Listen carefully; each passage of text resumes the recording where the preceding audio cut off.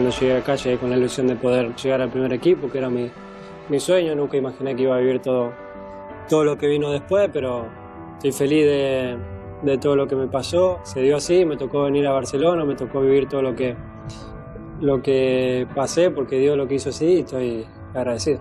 Mantenerte durante mucho tiempo y más en un club como este es muy difícil. Yo tenía la ilusión, la convicción y la confianza de que quería triomfar en el Barça, costase lo que costase. Veure'm en una llista dels millors futbolistes del món o candidat a la pilota d'or hagués sigut impensable quan començàvem 16, 17, 18 anys.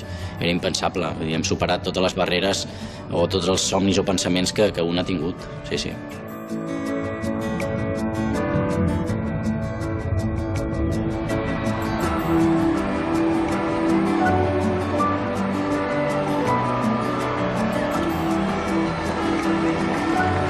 Messi, Iniesta y Xavi, jugadores irrepetibles en la historia del fútbol.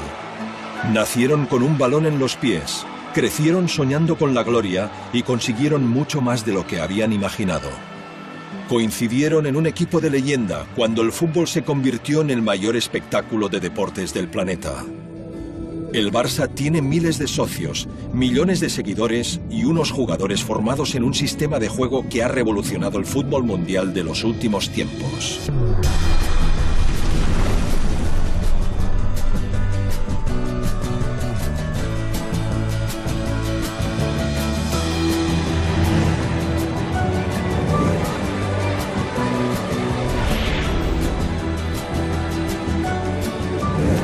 Barcelona.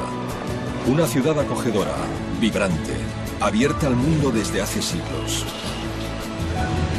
Famosa por el legado del arquitecto Antoni Gaudí y de tantos otros creadores y artistas del siglo XX. Entre ellos, también genios del fútbol que han jugado en el Fútbol Club Barcelona.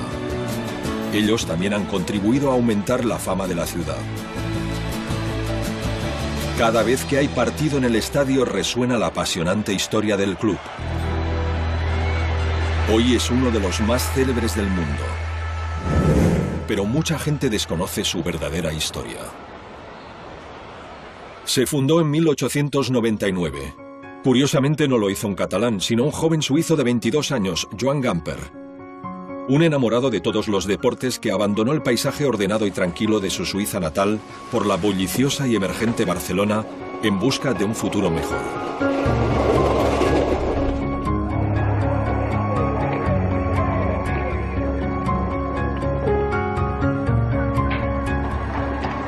A él le gustaban todos los deportes, le gustaba practicarlos todos.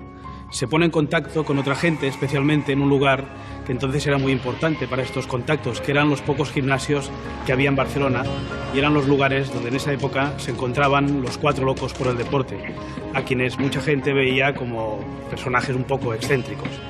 Gamper, cuando hace el llamamiento para fundar el Barça, pues aparecen solo 12 personas y esos 12 son los fundadores del Barça. De esos 12 fundadores, la mitad son extranjeros y la otra mitad catalanes. El primer presidente es el suizo Walter Wild. Joan Gamper no puede serlo por razones de edad. Tiene menos de 23 años, pero siempre será el alma del club. Aquellos amantes del deporte transformaron un pequeño grupo de amigos en un gran club de fútbol. En los años 10 y 20, un Barça floreciente ya atraía multitudes al estadio de la calle Industria y más tarde al del barrio de las Corts.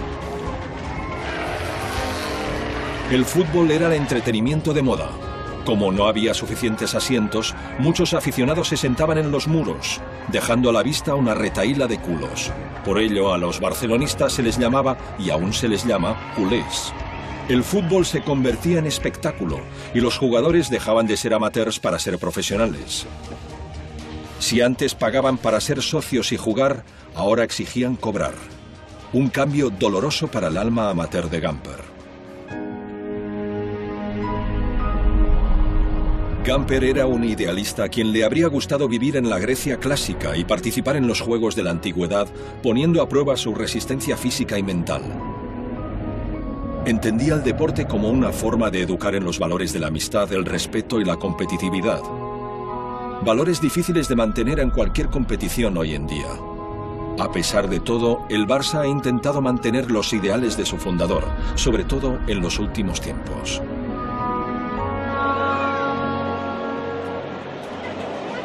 Els que tenim el futbol com a religió sabem que el Barça és alguna més que jugar a futbol. T'ensenyen moltíssim a nivell futbolístic, però sobretot a nivell humà, que has de pensar en el company, has de pensar en l'equip, en el grup, abans que en tu mateix. No? Però el Barça ho fomenta, aquests valors del respecte, del cuidar-se, una mica aquesta humilitat, el treball, l'esforç, el sacrifici. Los valores nobles de la competición han existido siempre, pero no siempre se han promovido. Muchas veces han quedado sepultados por la pasión y el dinero. Hoy Gamper no se creería el dinero que mueve el fútbol. Más de 20.000 millones de euros. Ni los traspasos por las grandes estrellas, hasta 100 millones. A un amante del deporte como él, el gran negocio que ya entonces generaba el fútbol le disgustaba. De hecho, hay chistes de la época en que él, por ejemplo, cuando negociaba contratos con los jugadores, pues lo que se le ocurría era darle unas vitaminas que él llamaba vitaminas de amor al club, porque pensaba que con esas vitaminas los jugadores reclamarían menos dinero. Gamper era un soñador. El amor al club lo llevaba a superar muchos obstáculos, como los agujeros de tesorería que cubría con dinero de su bolsillo, o las represalias por las manifestaciones catalanistas de los años 20. Ya entonces el Barça comenzaba a ser un símbolo de catalanidad que chocaba con la dictadura de la época, y esto le trajo más de un problema. Apartado del club y arruinado, Gamper se suicidó a los 52 años.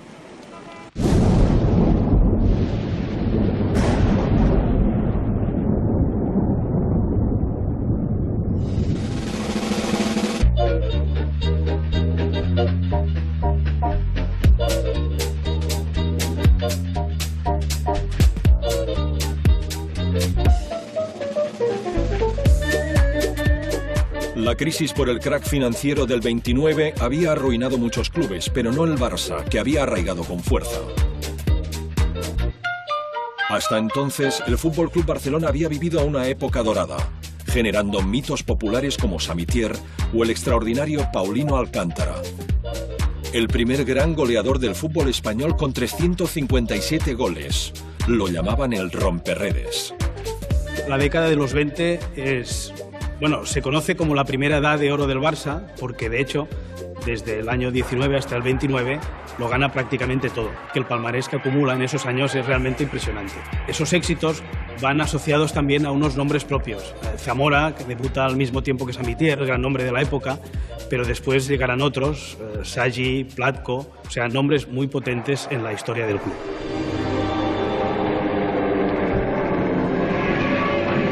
A mediados de los años 30, la exaltación política creciente llevaría a la trágica guerra civil. La guerra causaría el colapso de las instituciones y también del Fútbol Club Barcelona.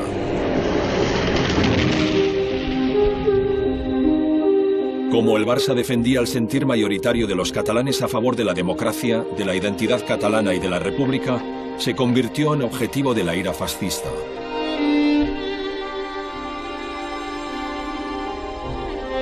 La sede del club fue bombardeada desde el aire y el presidente Josep Sunyol fue asesinado por los nacionales.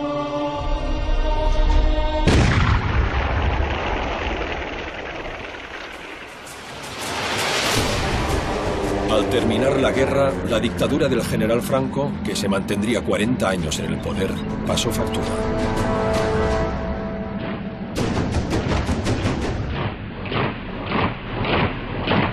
Mientras el mundo se encontraba en llamas por la Segunda Guerra Mundial, España estaba devastada. Todos los clubes trataban de rehacerse y los jóvenes encontraban en el fútbol una forma de evadirse. Tras la guerra, en el año 42, el Barça solo tenía 3.500 socios y estuvo a punto de bajar a Segunda División. Las autoridades le habían cambiado el escudo, quitándole las 4 barras de la bandera catalana y dejándole las 2 de la española. Y le habían castellanizado el nombre, rebautizándolo como Club de Fútbol Barcelona. Pasaba por horas muy bajas, pero poco a poco fue recuperándose y creando nuevos mitos como el portero Antonio Romallets.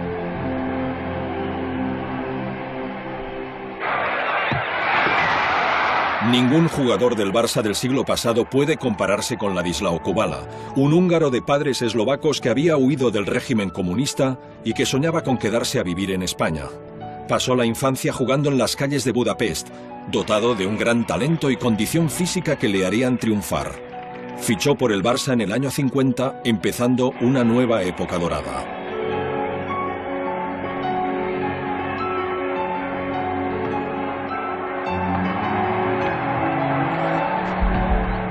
Kubala es uno de los grandes mitos de la historia del Barça. Era un jugador muy bueno. Era un jugador que además estaba rodeado por unas circunstancias extradeportivas muy potentes. Porque claro, él, en definitiva, era un refugiado que huía de los países del este, lo cual entraba en una dinámica de Guerra Fría. Llegó al Barça y realmente fue una revolución futbolística.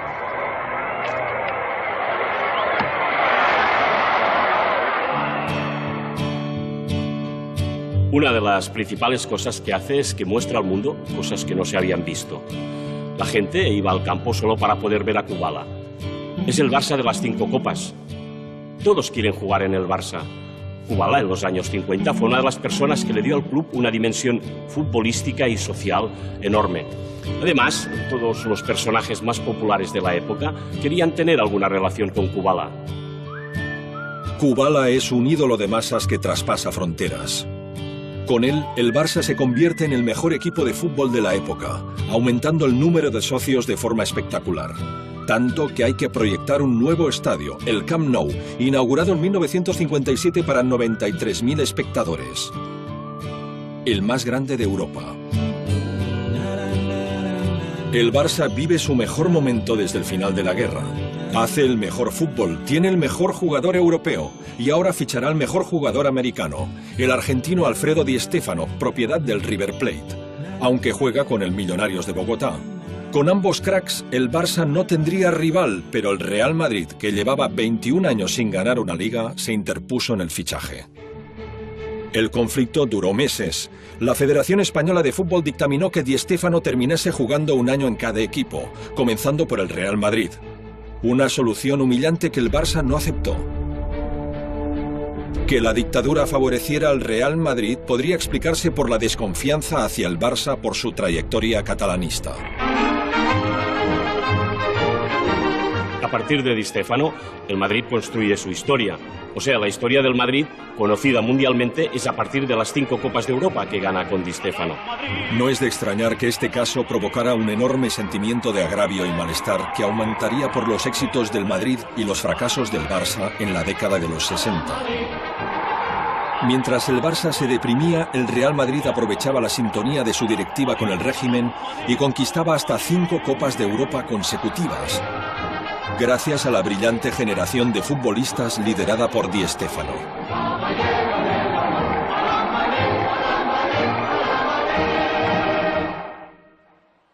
Con Kubala retirado en el año 61, el Barça vivía ahogado por la deuda millonaria de la construcción del Camp Nou, 284 millones de pesetas de la época, y tuvo que vender su mejor jugador, el Balón de Oro Luis Suárez.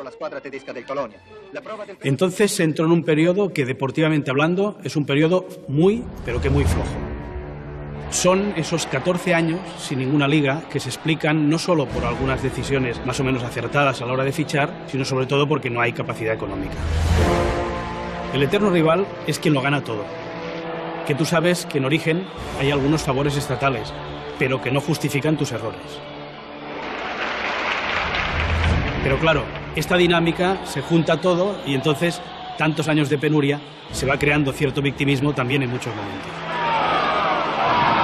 Durante muchos años, las emociones de los aficionados se moverán entre el victimismo y la rabia, con críticas muy duras hacia los jugadores. Les crítiques dolen sempre, és a dir, el preocupant seria que no fessin mal. Es pensa la gent que tot s'ha de guanyar molt fàcil, que el Barça ha sigut sempre guanyador en tota la seva història i no ha sigut així. Un equipo holandés, el Ajax de Ámsterdam, despertaba la envidia del fútbol mundial. El Ajax le quitó el protagonismo al Real Madrid y revolucionó el juego con una nueva filosofía, el fútbol total. Primero llegaba el entrenador Rinus Michels y un año más tarde la principal estrella holandesa, Johan Cruyff.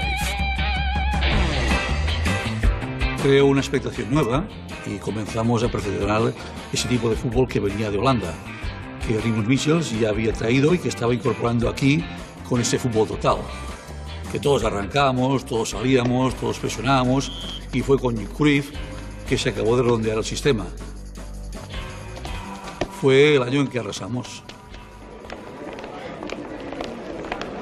Nosotros, desde casi el inicio, donde empezaba yo a jugar en esta temporada, no perdimos ni un partido hasta ganar la liga. No había nadie que nos podía parar.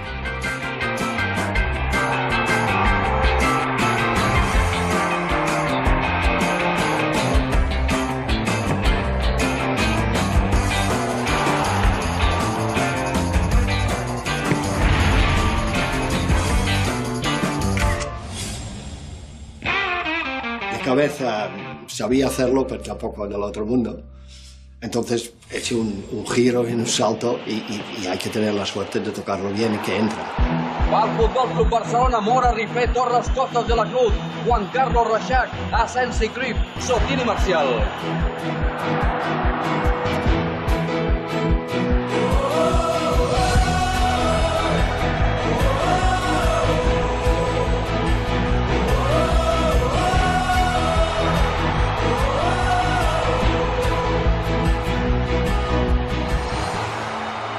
Todo el mundo te habla antes y después de ese partido.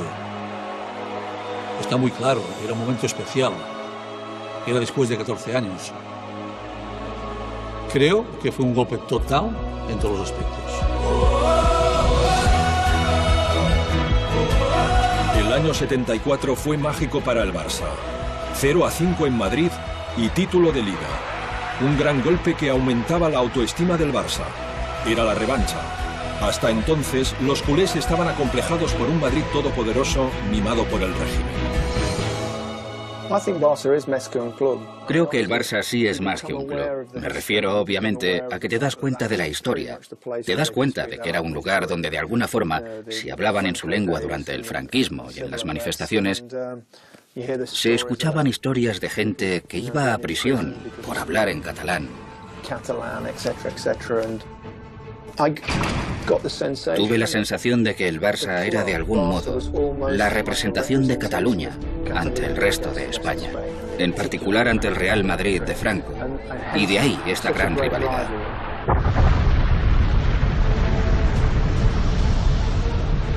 La rivalidad entre Barça y Madrid es una rivalidad que comenzó siendo solo deportiva, que evidentemente tiene una trascendencia, digamos, política, identitaria.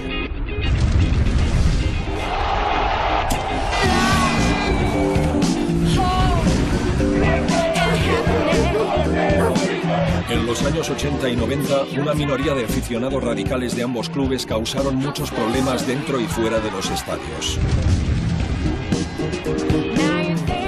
Seguidores como los Ultrasur del Real Madrid y los Boixos Nois del Fútbol Club Barcelona llevaron la rivalidad hasta extremos inflamables. Hasta que las directivas de ambos clubes decidieron tomar medidas para arrinconarlos y prohibirles la entrada en los campos de fútbol. En los últimos años, la actitud decidida del Fútbol Club Barcelona para erradicar la violencia ha tenido buenos resultados. Hoy, esta gran rivalidad tiene un tono más deportivo y respetuoso.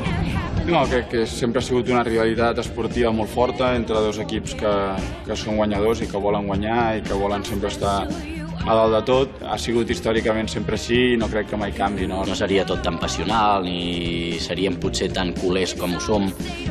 Tothom necessita a vegades referències d'enemistat, no? Per potser superar-se, no? D'alguna manera. No has de veure algun rival per competir, si no la competitivitat o la competició en si no tindria sentit.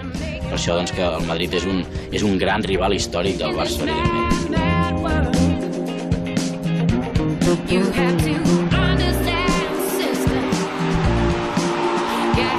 En los últimos 20 años, el clásico entre Barça y Madrid se ha convertido en uno de los principales eventos deportivos del mundo y lo viven con pasión millones de personas.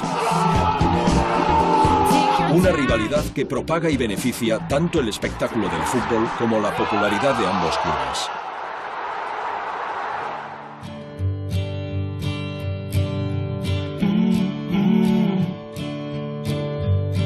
Pero después de aquella temporada magistral de 1974 con Johan Cruyff derrotando al Real Madrid y ganando la Liga con autoridad, el éxito se les subió a la cabeza tanto a los jugadores como a la directiva, y las cosas ya no siguieron igual.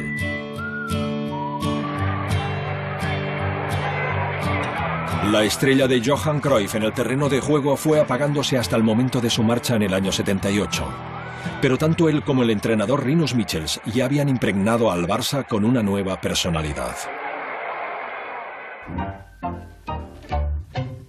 Pero en aquella época todavía no se apreciaban los méritos de innovar en el sistema de juego y sí, en cambio, los beneficios mediáticos de fichar a superestrellas.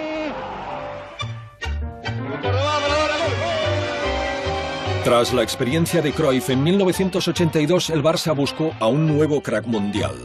Diego Armando Maradona. No se podía repetir un caso Di Stéfano y el Barça se aseguró el fichaje del astro por un contrato multimillonario.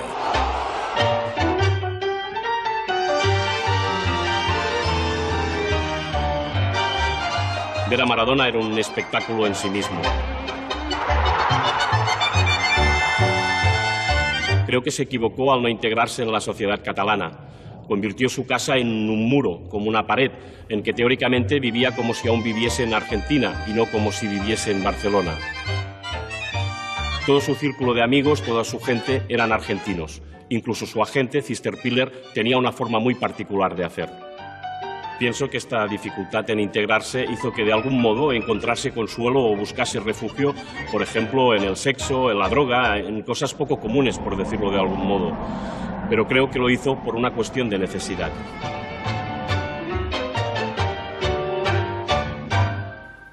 Bueno, el tango es de una época anterior en la vida, ¿no? Me gusta escucharlo, pero no soy un fanático del tango. El fútbol base hacía pocos años que había despertado, gracias a Rinus Michels y a los técnicos de la casa, convencidos de que formar a jugadores en casa era mejor que fichar individualidades de fuera. En el año 79 se creó la Residencia para Jóvenes de la Masía, destinada a acoger y formar a los chicos de fuera de Barcelona que acudían al fútbol base. Entre ellos había dos chicos que harían historia, Pep Guardiola y Tito Vilanova, descubiertos por los observadores que recorrían los pueblos buscando futuros talentos. Pero aún tendrían que pasar unos cuantos años antes de que el club confiase plenamente en su cantera.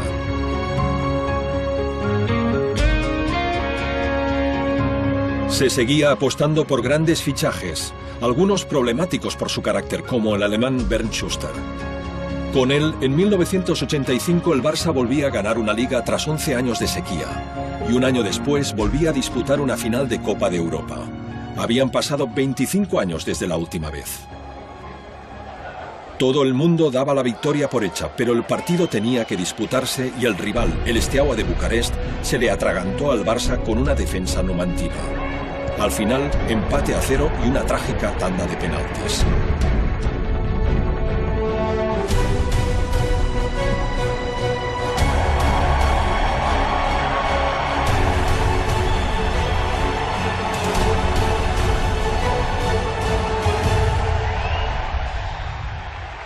Cuando no se gana o cuando pierdes un título o cuando pierdes una liga, parece que es el fin del mundo.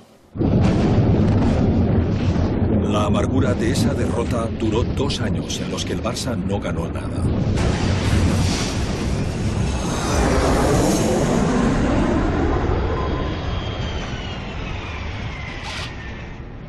Esto trajo la renovación de la plantilla, con el regreso de quien unos años antes había revitalizado el club, Johan Cruyff.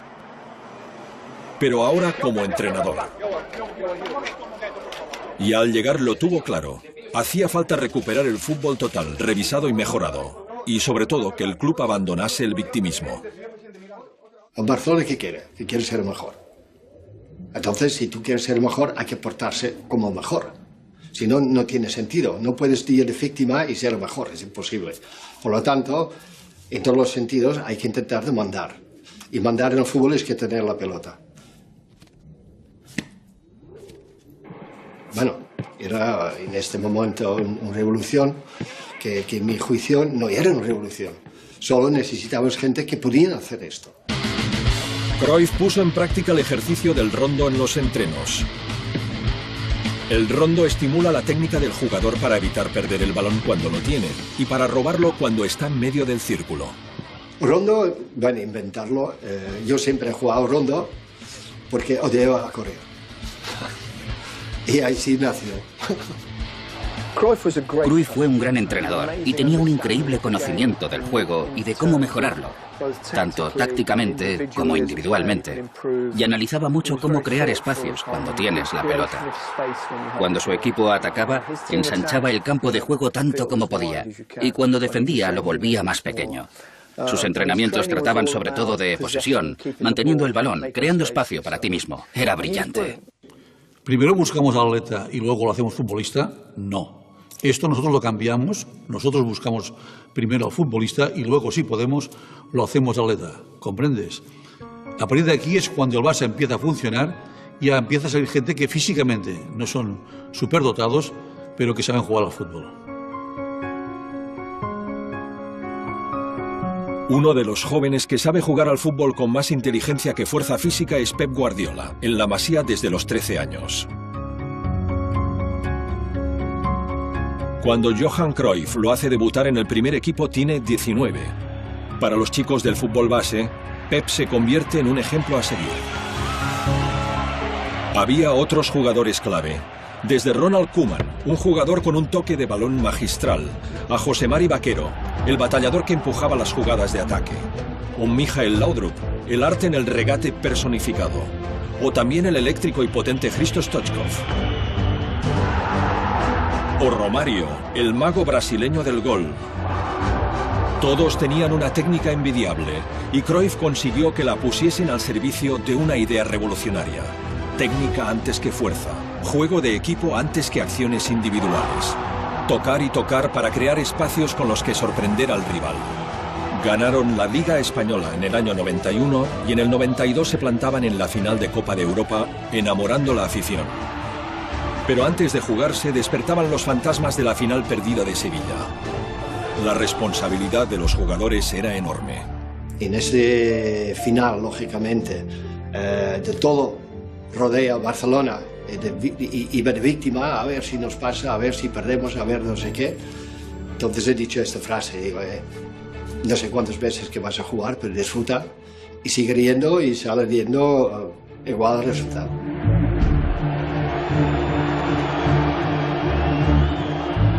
Que había prórroga, yo creo que ha sido minuto 108. Y claro, una de las calidades de mí como jugador ha sido lanzar bien las faltas. Y había una falta fuera de borde de área y yo creo que más o menos de 20 metros. Y claro, hay que tener suerte porque normalmente siempre tocas a un defensa que quien sale de barrera, ¿no? Y el balón ha sido muy bien pegado, fuerte.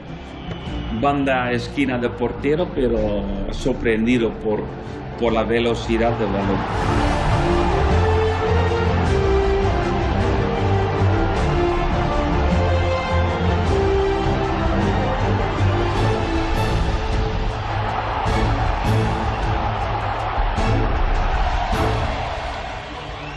Ciutadans de Catalunya, ja la tenim aquí! Visca Ot! I visca Ot!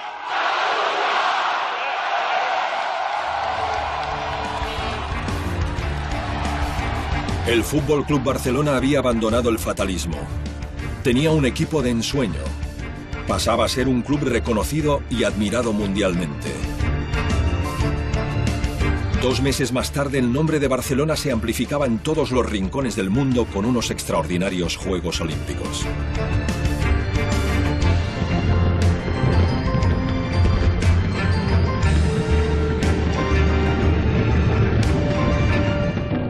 Pero aquel revolucionario Dream Team se deshizo en 1996 tras 4 ligas españolas, una Recopa, una Champions y una Supercopa de Europa. El ciclo de Cruyff entrenador había durado 8 años. El último había sido decepcionante, con fichajes muy discutidos y trifulcas con la directiva. 2 años más tarde, tomaría el relevo otro holandés amante del fútbol total, Louis van Gaal. Si Cruyff había actuado por inspiración, Van Gaal lo haría con esfuerzo y método. Para los españoles era sorprendente que un entrenador trabajase tan duro. Más de 8 horas al día en el estadio, no solo entrenando, sino también con libros, vídeos, creando una estructura en el club. Tienes que trabajar duro, no solo en la posesión del balón. Así que tuve que convencer a los jugadores de que también tenían que trabajar cuando pierdes el balón. Van Gaal dejó huella. Dio muchas oportunidades a los chicos de la Masía, llevando al primer equipo 2 enormes futuros jugadores, Carles Puyol y Xavi Hernández. El destino de Xavi iba ligado al de Pep Guardiola. Cuando él se marchase, Xavi lo sustituiría como organizador del juego. Lamentablemente, tras la época del Dream Team, vinieron unos años de proyectos fallidos. Y en el año 2003, los socios votaron a favor de un cambio radical en la directiva. Pasaron a liderarla un grupo de jóvenes profesionales que impulsaron un nuevo proyecto, con Frank Rijkaard en el banquillo y con un jugador que era pura magia brasileña, Ronaldinho Gaucho.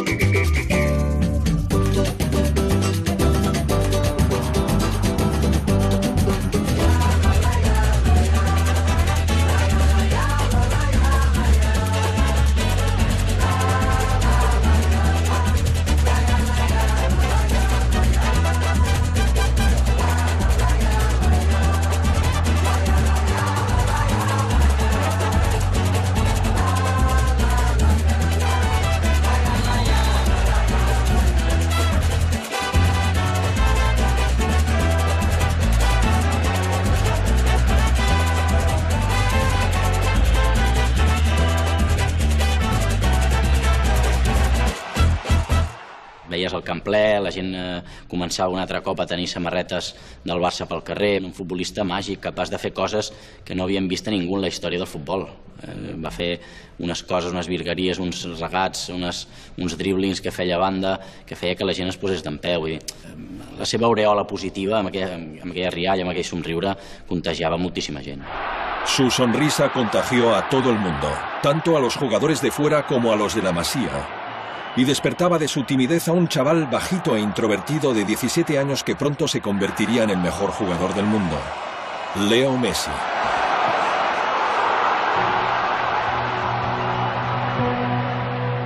Había ingresado en la Masía con 13 años y no paraba de progresar.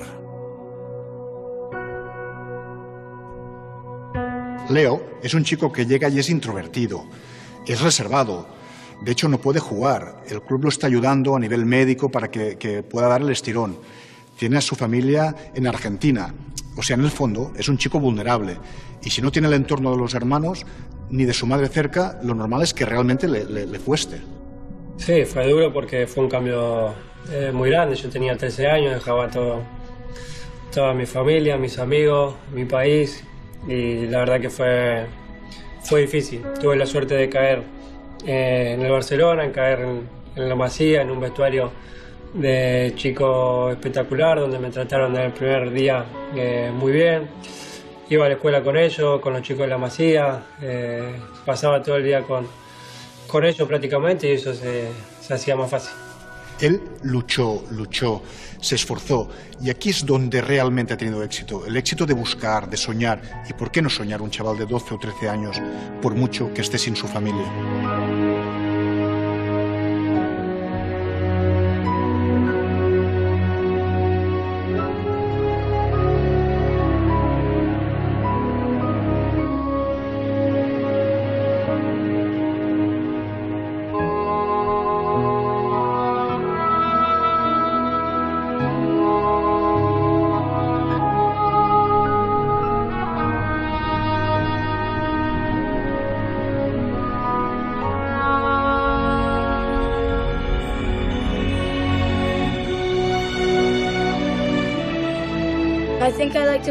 Creo que me gusta jugar al fútbol porque me encanta cómo fluye la química entre los jugadores y tener que trabajar como un equipo. Me parece muy divertido.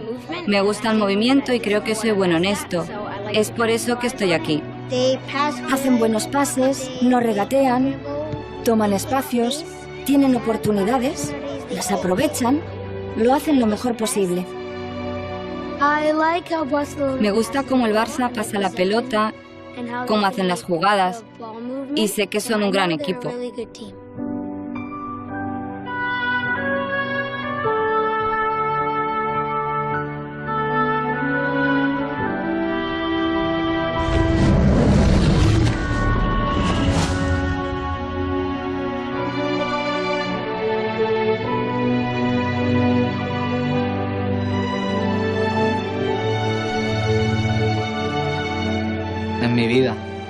En mi vida, es con lo que he crecido, con lo que me apasiona levantarme cada día. Mira el cagat que estic aquí, imagina't. Estic espantat, a l'hora de fitxar pel Barça tens una sensació de por, de que tot et ve gran, la grandesa del club et supera. Però sempre et queden moltes coses, moltes il·lusions i molts somnis que tenia en aquesta edat i que he anat creixent i que els he mantingut i molts els he complert.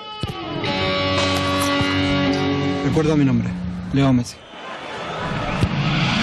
Atenció, vinga Messi!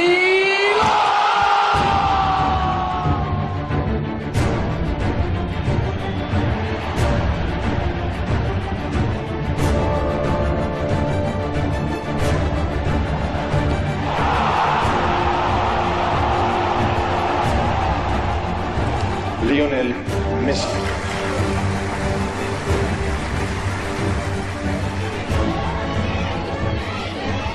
Ya era una felicidad estar acá con mis dos compañeros y es un día muy especial para mí.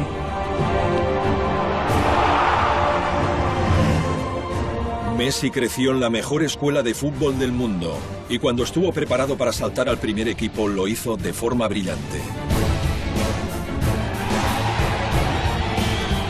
Con Ronaldinho como maestro de ceremonias y Messi como joven promesa, el Barça dispuso de un equipo fantástico, ganando 2 ligas seguidas y la segunda Copa de Europa en París.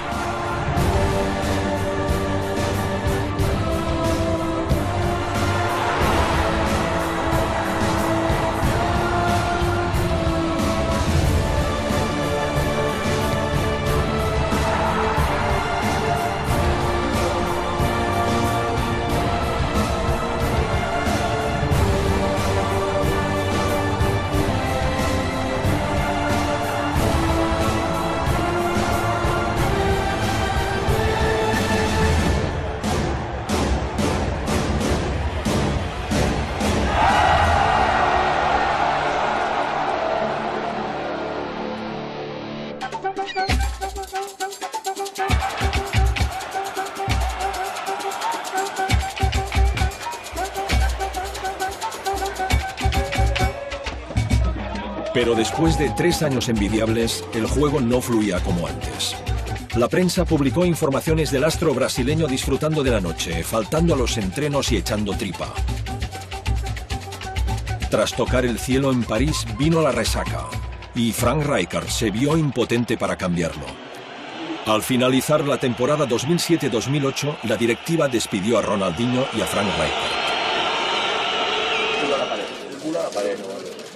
A Rijkaard lo sustituyó Pep Guardiola, una gran sorpresa. Un año antes había vuelto al Barça discretamente para entrenar el Barça B, formando tándem con su gran amigo de la Masía, Tito Vilanova. Aunque llevaba el ADN de la Masía, muy poca gente confiaba en que haría un buen papel. Benvinguts a aquesta temporada, benvinguts a casa vostra, apreteu-vos els cinturons, que ens ho passarem bé. En el año 2009 ganaron los 6 títulos que disputaron: la Copa, la Liga, la Champions, la Supercopa de España, la Supercopa de Europa y el Mundial de Clubes. Jamás había visto un período tan largo de fútbol capaz de elevar el espíritu y resaltar el valor de la condición humana como el de la era del Barça de Pep Guardiola y Tito Vilanova. Se trataba más bien de que si ibas a verlos jugar en casa o fuera, salías del campo con el ánimo arriba, con la adrenalina por las nubes y con la sensación de haber vivido una de las últimas y mayores aventuras.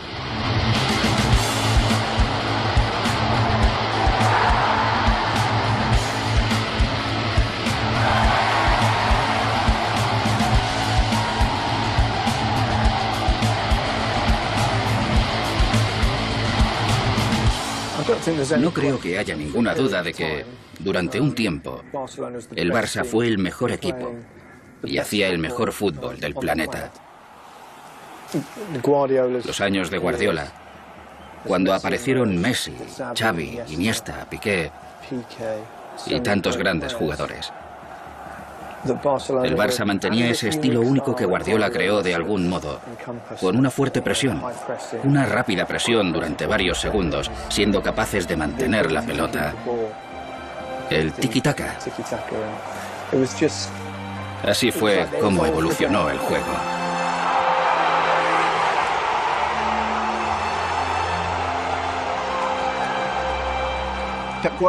Pep Guardiola combinó todas esas cualidades. Y esto es lo que le hizo excepcional. No creo que pretendiera ser perfecto. Una de sus virtudes era que siempre estaba encima de los jugadores, siempre un paso detrás de ellos. Cualquier jugador te diría: un poco pesado. Siempre está encima nuestro. Eso es bueno, pero al final agota a la gente. Pero para ese corto periodo de tiempo, Pep Guardiola fue todo un referente.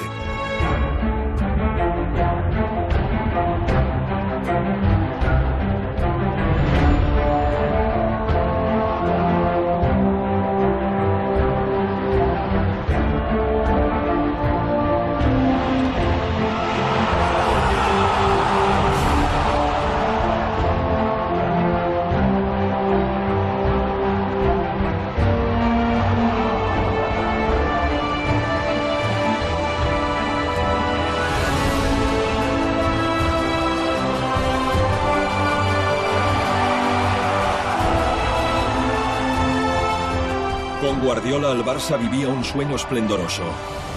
Durante 4 años lo conquistaron casi todo. 14 títulos, entre ellos 3 ligas, 2 Copas del Rey y 2 Champions. Un récord jamás logrado por nadie en la historia del fútbol. Un éxito inimaginable.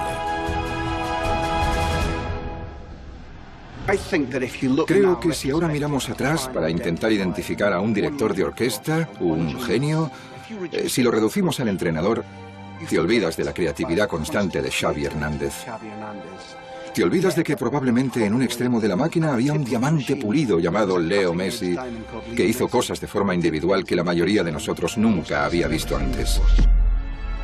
Del éxito de esta generación de deportistas, que algunos se llevan 2 o 3 años, desde Iniesta, Messi, Cesc, incluso Jordi Alba, Víctor Valdés, es que muchos ya habían compartido equipo en categorías inferiores, con infantiles, cadetes. Ya se veían la cara a los 13 o 14 años. Ya habían pasado por dificultades, ya habían pasado por ganar un campeonato infantil o juvenil o un campeonato de Cataluña. Esto une, esto es compañerismo, esto es clave. Nadie perturbaba este espíritu, aunque el Real Madrid era quien más lo intentaba. Era lógico, el Barça era el preferido de la opinión pública. Para darle la vuelta, el Madrid contrató José Mourinho, un viejo conocido en Barcelona. Años atrás había sido ayudante de Bobby Robson y de Louis van Gaal. Más tarde había comenzado una carrera meteórica de entrenador, terminando en el Chelsea y el Inter, desde donde discutía la supremacía del Barça con declaraciones incendiarias. A pesar de esto, no dejaba de mirar al Barça de reojo. Cuando supo de la marcha de Rijkaard, se ofreció para relevarle. Pero el club prefirió a Pep Guardiola, lo que le causó un gran disgusto. Sí, hombre, él se siente subestimado, se siente dolido porque el Barça lo ha despreciado. Ha perdido una batalla y eso le ha provocado una gran frustración.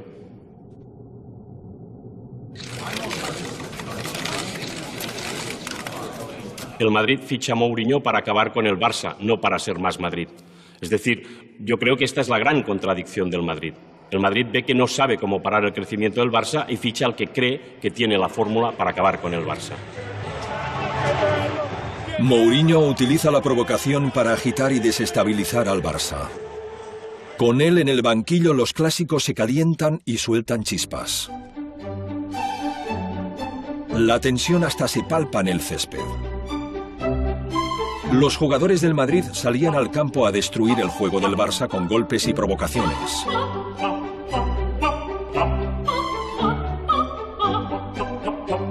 Los partidos se volvían muy ásperos, hasta violentos. Para la afición azulgrana, el Madrid era un equipo acomplejado que usaba la fuerza para destruir la belleza del juego del Barça.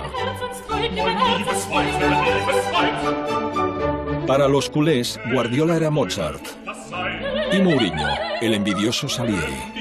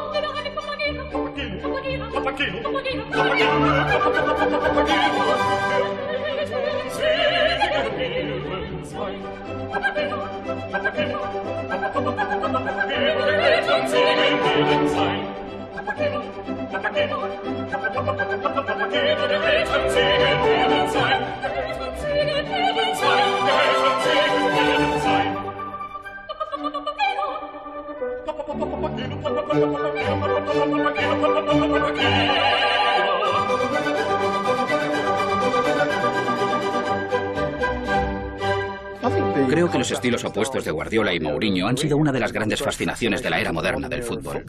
Sí, jo crec que retroalimenten, no?, entre els dos, és a dir, el Barça sense el Madrid potser no seria tan equip i el Madrid sense el Barça el mateix. Al final, quan tens a la teva competició de Lliga doncs un equip com el Madrid que et fa anar sempre al límit i que et fa guanyar tots els partits per guanyar lligues, després vas a Europa i aquesta mentalitat i aquesta intensitat per guanyar els partits ja la tens adquirida. Como pasaría unos meses más tarde, el 28 de mayo de 2011 en la final de Champions disputada en Wembley contra el Manchester United. Este es tal vez uno de los mejores partidos de este equipo para la historia.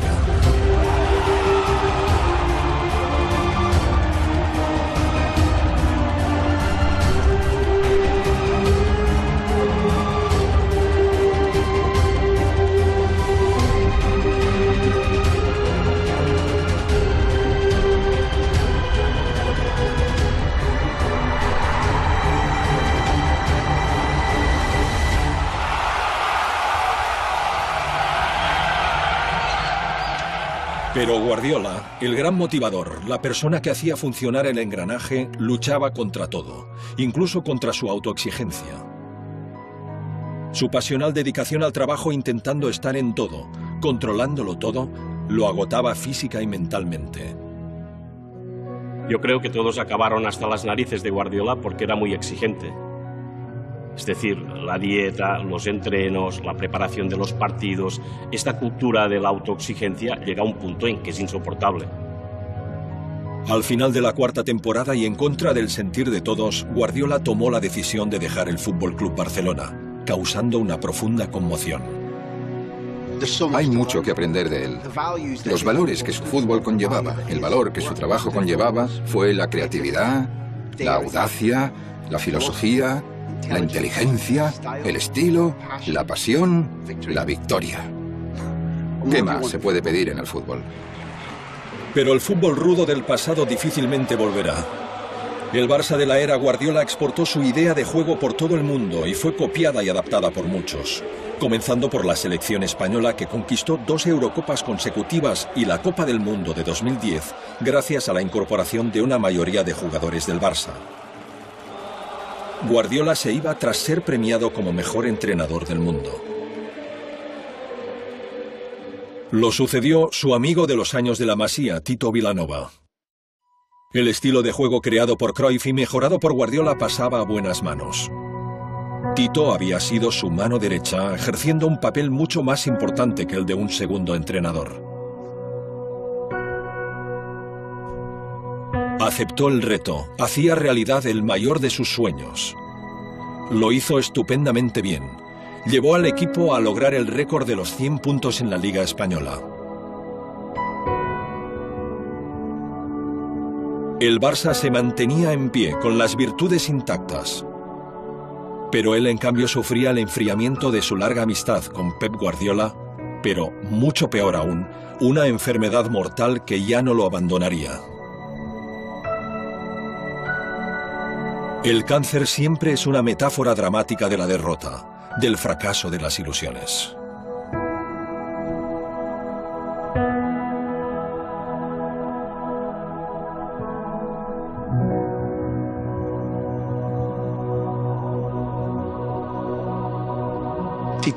Tito Vilanova habría liderado el cambio. Habría sido más saludable para el Fútbol Club Barcelona. Habría sido más saludable para la cantera.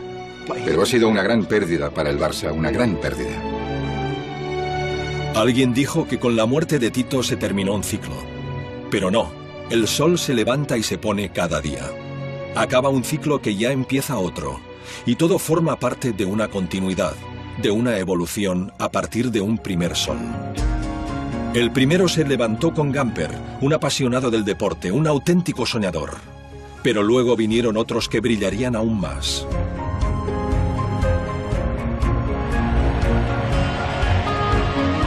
El máximo esplendor del Barça lo ha dado una generación de jugadores formados en casa, como Xavi, Messi, Iniesta, Busquets o Piqué, a quienes se han sumado otras figuras venidas de fuera como Rakitic, Neymar o Suárez. Y otro entrenador de alma azulgrana, Luis Enrique, que comparte la idea de jugar a un fútbol creativo y atrevido. Messi intenta superar Valenciaga, de moment ho aconsegueix.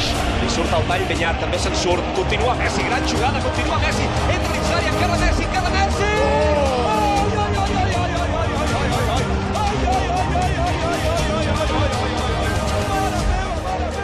Con todos ellos, en 2015, el Barça conquistó brillantemente en Berlín su quinta Copa de Europa ante la Juventus de Turín.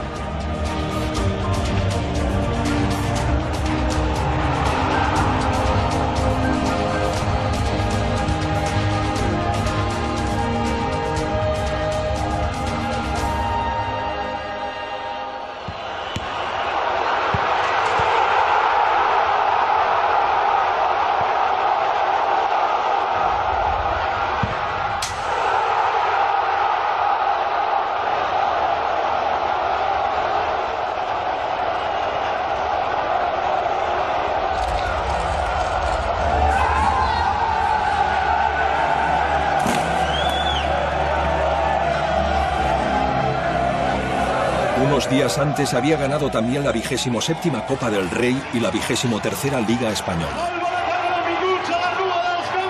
Por primera vez en la historia, un club, el Barça, repetía la consecución de los 3 grandes títulos en juego en una misma temporada. El Fútbol Club Barcelona ha sido el dominador del fútbol mundial de los últimos años y ha hecho soñar a millones de deportistas y aficionados de todo el mundo.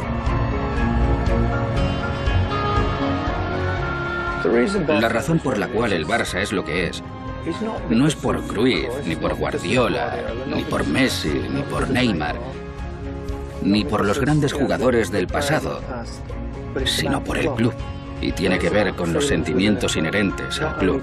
No solo por jugar a un fútbol ganador, por jugar a un fútbol atractivo. Tiene unos valores. Es un lugar muy especial, un estadio muy especial. Es uno de los grandes clubes del mundo y siempre lo será.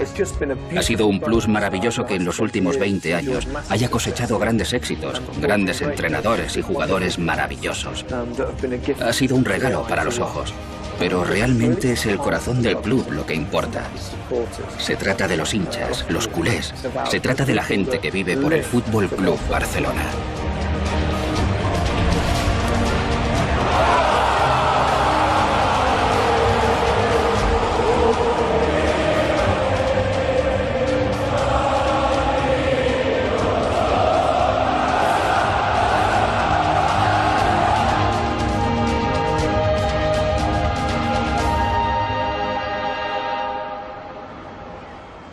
Quiero decir que el Barcelona es más que un club, por todo lo que representa, tanto a nivel profesional como asociativo.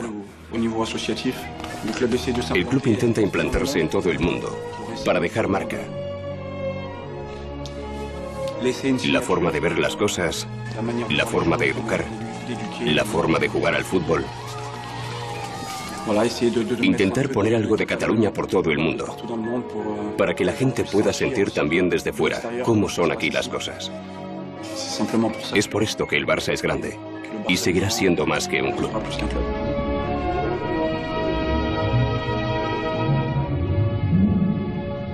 Algunas personas puede que continúen enamoradas del Barça y de la identidad catalana. De acuerdo.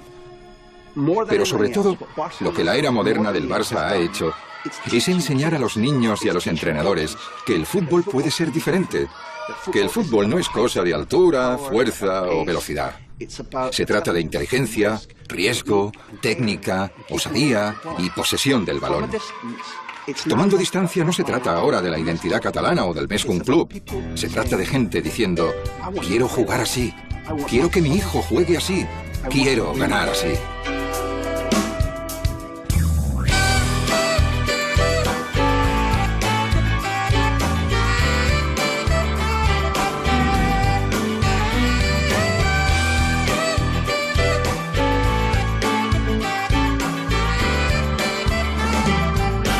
Si em dius adeu, vull que el dia sigui net i clar,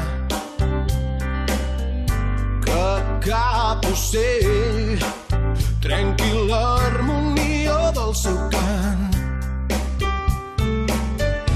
que tinguis sort i que trobis el que t'ha mancat en mi.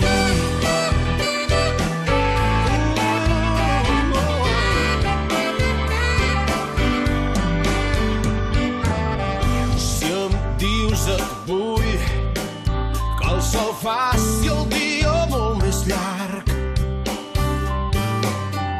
i així robar temps al temps d'un rellotge aturat.